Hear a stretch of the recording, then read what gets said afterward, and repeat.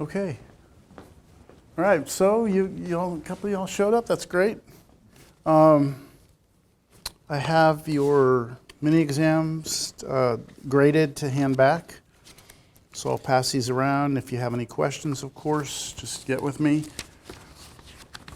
Let's see, I think that's, if you could just pass those around. There's no grades on those. The grades are online. So today we're going to be doing, we start the next section. I did get an email. Somebody asked about the video from last class. I just uploaded it this morning.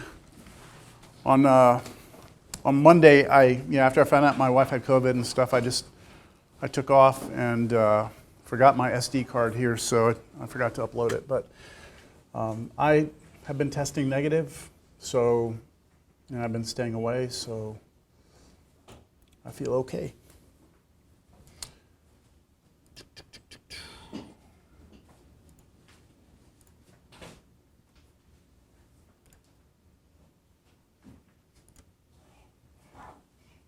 All right, so we've got an interesting section to cover. Well, they're all interesting, right? They've all been very interesting.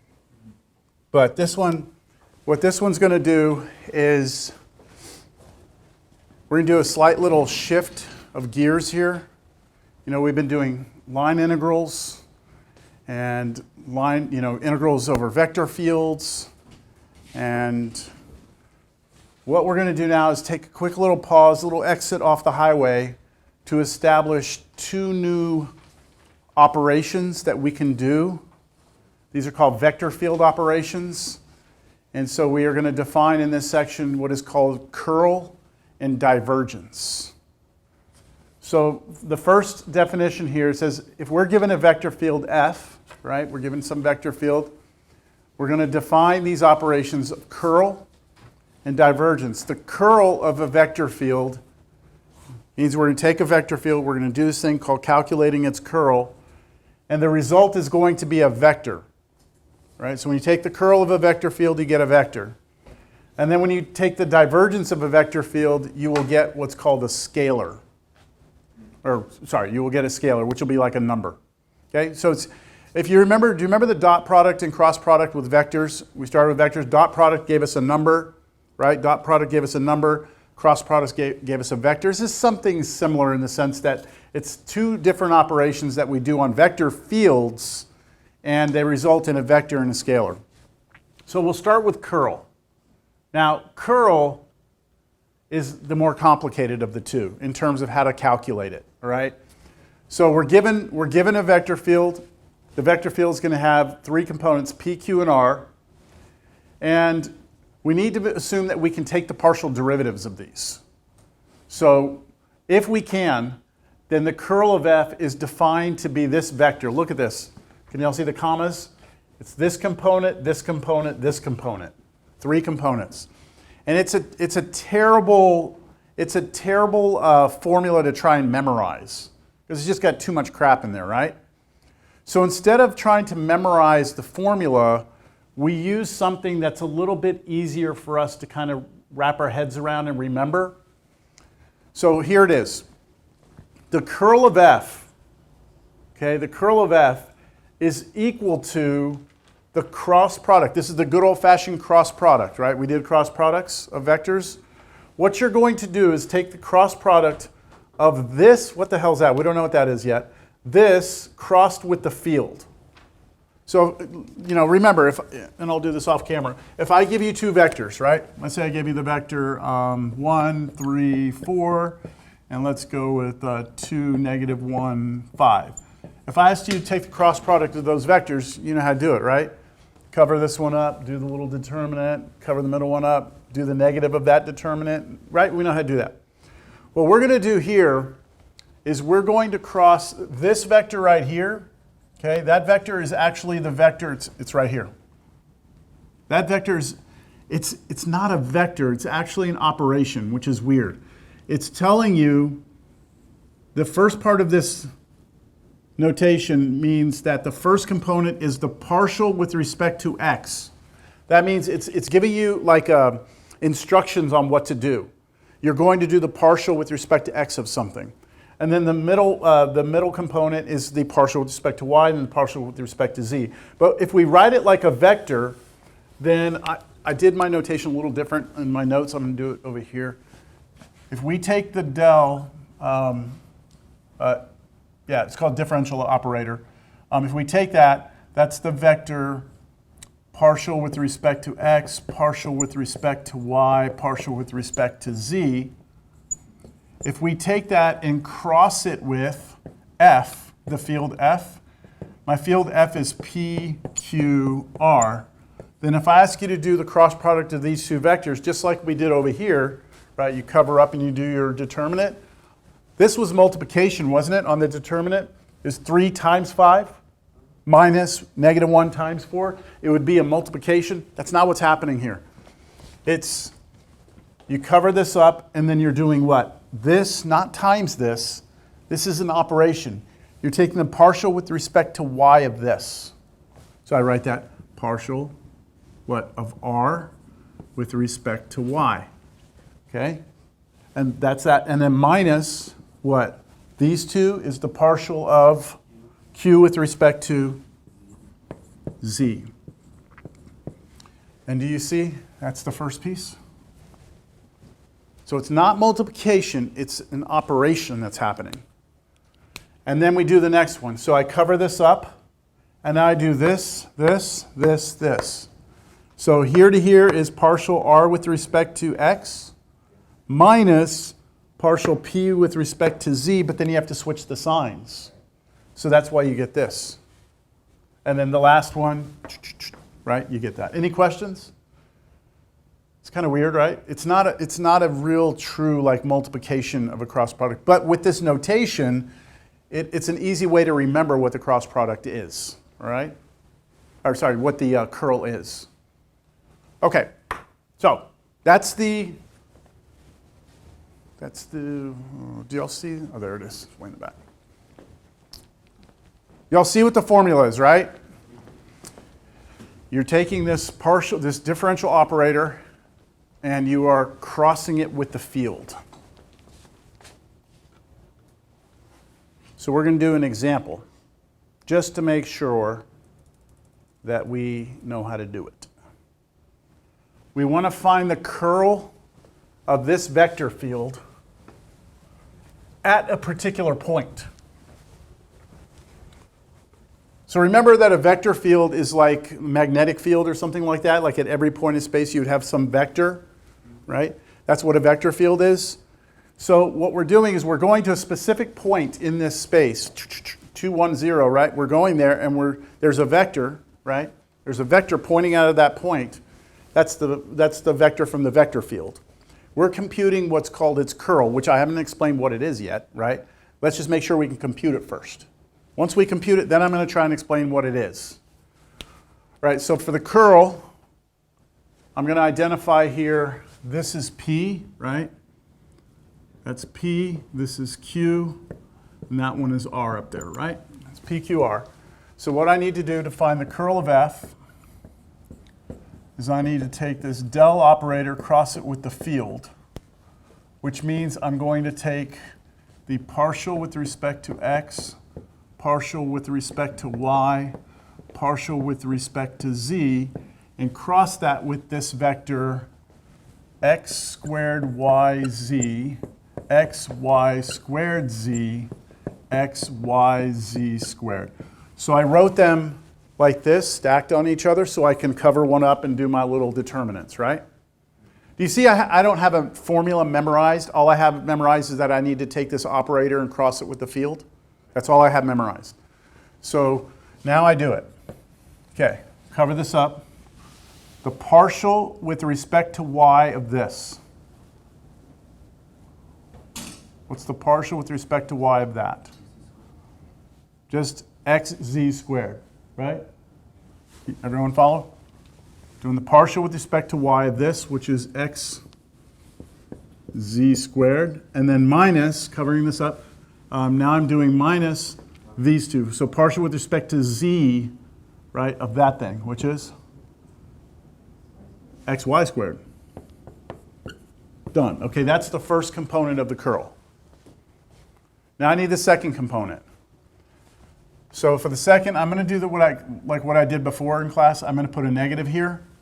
And now I'm going to just cover this up and I'm going to determine it this way. So partial with respect to x of this is yz squared minus, now partial with respect to z of this.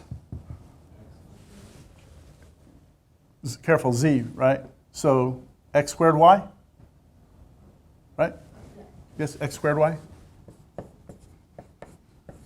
Okay, that's our middle one. And lastly, cover this one up, do our little determinant. So partial with respect to x of this,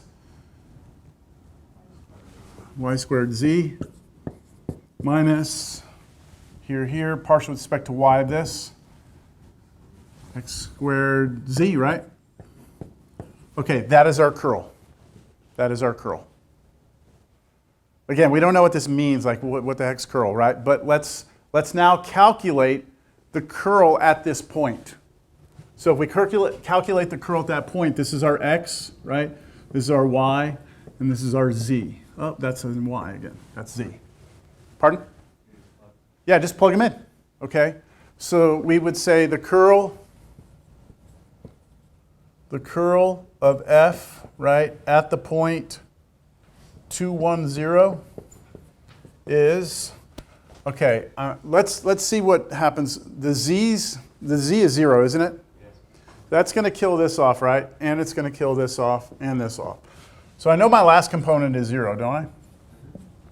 That is 0. Let me see. This is going to be negative x times y squared. So 2 times 1 squared. So negative 2, comma. And then, okay. Oh, wait, I didn't see this one's killed off too, right? Because of the 0 going in there. And now x squared 4 times y 1. So that's 4 minus 4 minus minus 4 plus 4. There we go. We get a vector. Okay. So we've got this vector field, right? I'll bring out three-dimensional space. It's not every day that you can just break out three-dimensional space.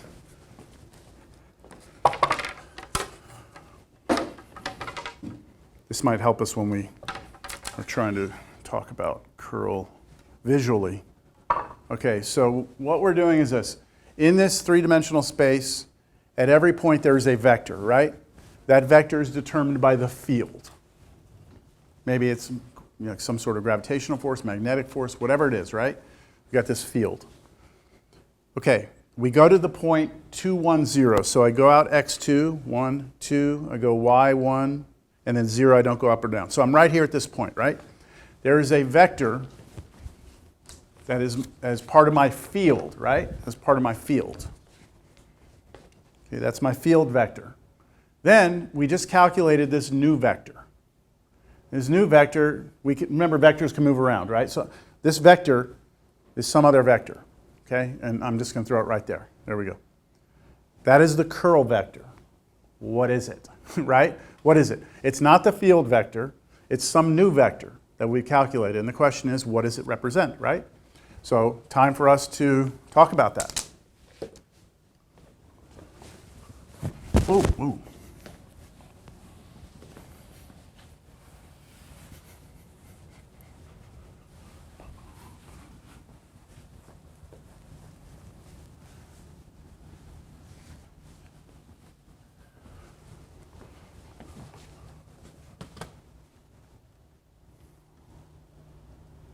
We'll do that in a second. So this right here is one of the hardest things I've ever had to code up before, like to get a visual, right? So what you're seeing here is three-dimensional space, right? And in this three-dimensional space, we have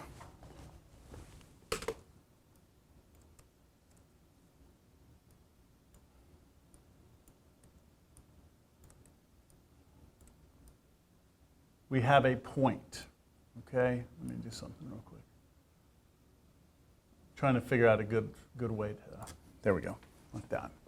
So we have this point in this three-dimensional space. That's kind of like that point 210, right? There it is. Then we have the field itself, right? The field itself, which was the yardstick. That's the red vector, okay? The red vector is the field vector. This greenish vector is the curl vector, all right?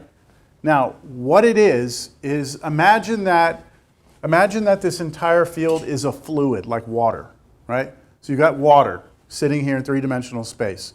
And the water's moving around, okay? So this water's sloshing around in here. And you have these like molecules of water, right? The field is basically telling you the direction of the flow, where the molecule wants to go. When it's at that position, is the water molecule going that way, or is it going that way, or is it going that way, right? That's the field. The curl is calculating any sort of rotational effect of the field. So, I mean, I just imagine myself being a little particle of water and I'm being pushed this way, but at the same time, the molecules next to me are rubbing on me and they're making me want to twist while I'm going that direction. I'm like curling, right? I'm twisting through. And so the curl is a measurement of that twist, of that twisting sort of action.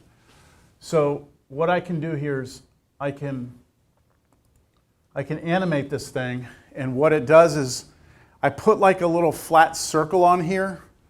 The flat circle is to help you orient which way the rotation is happening. And you can see that the rotation is happening. Here's the curl vector. The curl vector is giving you the axis of rotation. Think of it this way. I wish I had a ball. Okay, imagine I have a ball here. Think of a pitcher that throws a ball, right? The ball is moving, right? The ball is moving. Now, the direction it's going is the field. You could look at it as the direction vector, right? But the ball might be going this way, but it might be spinning like this as it's going, right? And that spinning has an axis of rotation that it's spinning along. And as it moves, that axis of rotation might change because it might be spinning and, you know, you can do all sorts of weird things with throwing a ball, right? That axis of rotation might change. So the curl vector gives you your axis of rotation for that particle or that molecule. Make sense? It's an axis of rotation.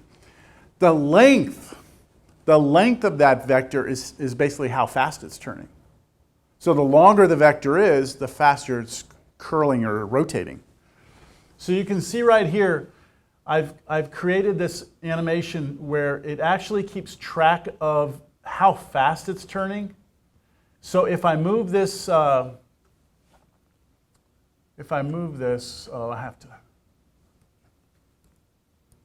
let me see if I can do it this way. So if I change the position, why did it stop playing?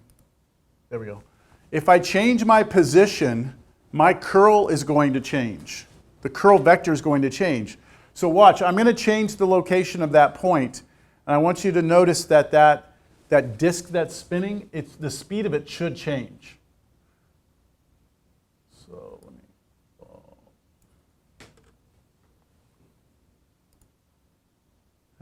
that didn't change much. Let me change my Y.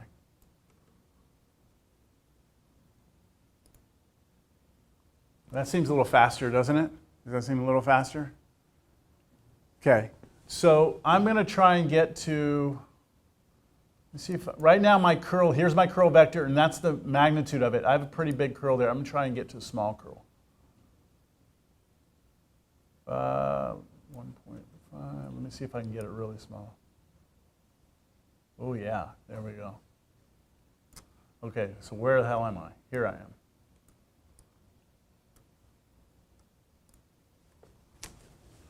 It's moving. You can't tell much, but it is moving, right?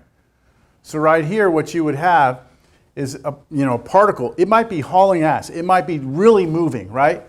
But what I can tell you is it's not turning much. It's not rotating, right? There's no rotation on it, very slow rotation. In other places, you might be just almost still, but you could be spinning, or you could be moving real fast and spinning. So the curl is just a measurement of this, all right? Let me stop this. Now, let's look at the problem I skipped. It's kind of weird here, but on this example, yes? Do we use this to like calculate the curl for like planets? I guess you could, if you can somehow look at the forces on it like a field, then you could. But I think maybe a planet might be, yeah, I mean, I guess you could. In theory, you could. But it just seems like a planet, there's a lot of other complicated things happening within the planet, right? Like when things are moving around, so are things inside, if it's liquid or solid. Or this is really ideal for more like fluids, like things where you have, like you could say that the molecules are all pretty much the same, and so everything is going to behave the same. But I'm not going to say no. I'm sure there's a way you could use it to model that. All right, so look at this problem here. I want the curl again, right? I want the curl. What's different here? I didn't give you a point, right? So I just want the curl. What else is different?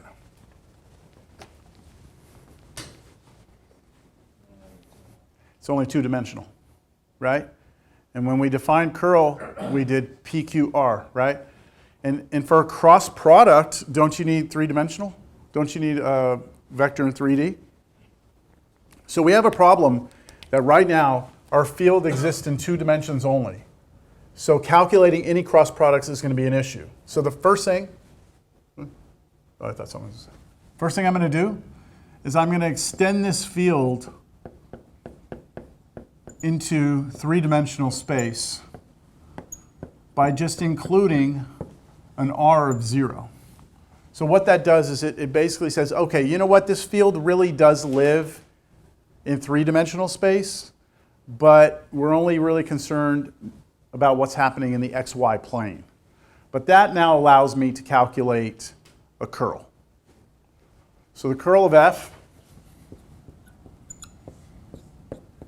is going to be del crossed with the field, which is going to be the partial with respect to X, partial with respect to Y, partial with respect to Z, crossed with, this is a pretty simple curl, isn't it?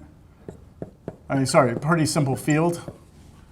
That's a pretty simple field, huh? 0, negative X squared, 0. All right, let's do our stuff here. So we should get a vector out. Cover this up, that's 0. This is partial with respect to Z of this.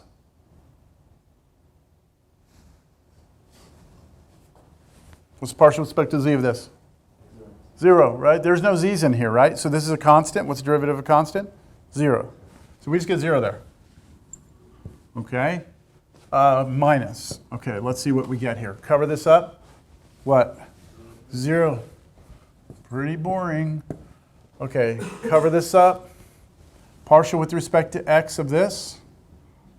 Negative 2X. Partial with respect to, oh, that's 0, right? So all we get is negative 2X. Right? That's our curl vector. Right? When you look at this vector, notice that it has no I or J component. In other words, no first or second component. It only is it's either pointing straight up, right, or straight down, depending on the value of X. So remember, our original field lived in 2-dimensional space, right, in XY plane. So imagine we have an XY plane here, right? And we got a point moving along the XY plane. Somewhere in here it's moving around. You have a field at every point. The curl would be the tendency of that to want to rotate. And what we're saying is that the axis of rotation is always perpendicular to this plane.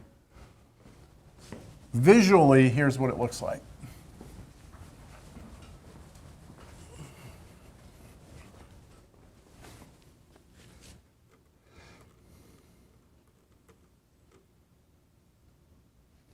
So here's the flat sheet of paper, okay? Here's the flat sheet of paper. The blue vectors are going to represent our field. And oh, by the way, what you're looking at right here is not the example we just did. It's just an example of a field in two-dimensional space. All right? So here's our point. Now what I've done is I put little paddle wheels on the point. Okay, so think of this as like a little water molecule, and this is a river. You got all these water molecules flowing, right? The flow out here is faster than the flow in here. Everything's moving down, slowly here, faster as you move away. And what you can imagine is that little paddle wheel, right, as it moves down the river, it's like having little wings on your little molecule. And if the stuff over here pushes on that paddle, it's going to want to turn it this way, isn't it? On this side. But do you see you have equal push on this side? So what's happening is this molecule wants to move down here, but there is no rotation on it. There's no rotation. What will happen if I move my molecule over here? Is it going to rotate? What do you think? If I move it to the right, if I put my point here, imagine it there with my little paddle wheels here. Do you get equal push? Do you get equal push here that you get here? No. You get more push on this side, right? So what's going to happen? It's going to rotate. So these molecules, clockwise, right? Clockwise. So these molecules, all these water molecules are all moving down, right? But the ones out here, as they're moving down river, they're like getting brushed by the other ones, and they're just like spinning as they go down the river, right? So you got this curl. So that's what I'm going to do here. I'm going to move the point. Where's my thing to move the point? What the hell? Hold on. Oh, it's up there. Okay, so here, I'm going to move my x direction. There we go. Now, do you see it turned red? Okay, it turned red because that's telling you that my curl is negative right now. So I'm rotating, right? Rotating like this, clockwise. Why am I getting negative curl? What we do is we use like the right hand rule. Remember, right hand? Your fingers should curl. So if my fingers curl in the same direction as the rotation, my thumb is going into the page, and therefore my vector goes down. Like if you look at two-dimensionally, my vector is going into the page, my vector is going down, so that's a negative. If the vector came up, then it would be positive. So if I move that to the left side, it should what? It should be positive. Now I've got rotation the other way, right?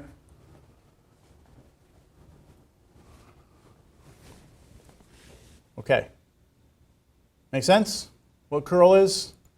We could have done this as well with that three-dimensional picture with the wheel I had, but it'd be really hard for me to draw like paddles off of a three-dimensional sphere.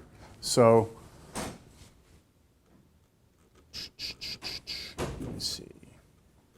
I thought I had other vector. Oh yeah, I have some other vector fields. Let me rerun this code here. I have another vector field. I want you all to look at this vector field. I want to see if you can predict what will happen.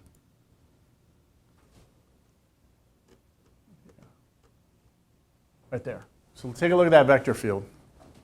Right now I'm telling you the curl is 0.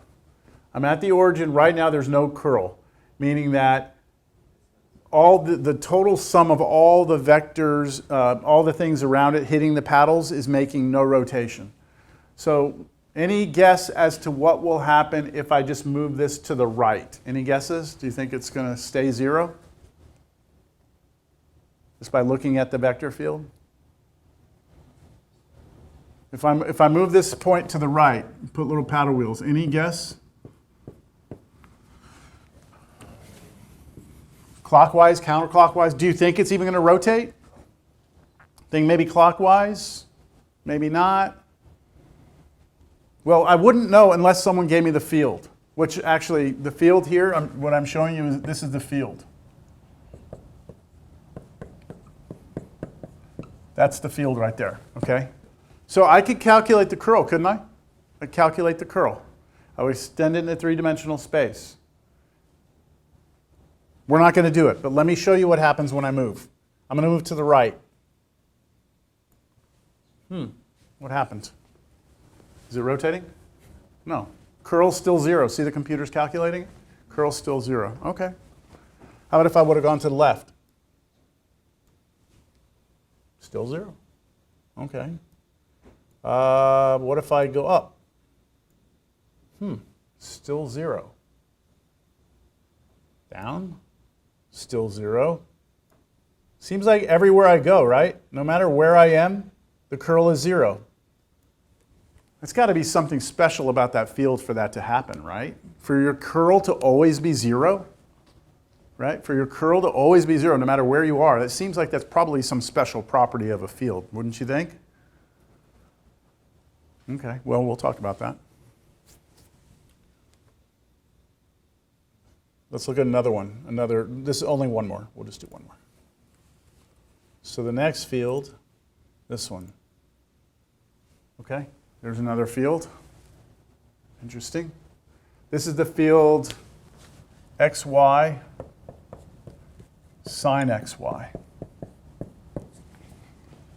So I wonder if that does the same thing. Let's see. I'm going to move. Let's go up. I've got rotation. Yep. To the left. Counterclockwise still, right? Counterclockwise. Let's go down. Counterclockwise still. Oh, pretty slow though, right? Oh, wait, there we go. We get some clockwise there, right? So this here, the curl was 0 at the beginning, right? Bless you. But when I move around, my curl is not 0. When I say 0, I mean the 0 vector, right? You all understand? Curl being 0, 0 vector. All right, well, that leads us to a couple of definitions. So this is kind of a summary. So the curl vector creates an axis of rotation, and the magnitude of the curl gives us the speed of the rotation about a point. If the vector field represents the velocity field of a flowing fluid, then the curl measures the tendency of the fluid to rotate or curl at given points in the fluid. If the curl of F is 0, this should be the 0 vector. I apologize, that should be the 0 vector. Let me see if I can fix that real quick.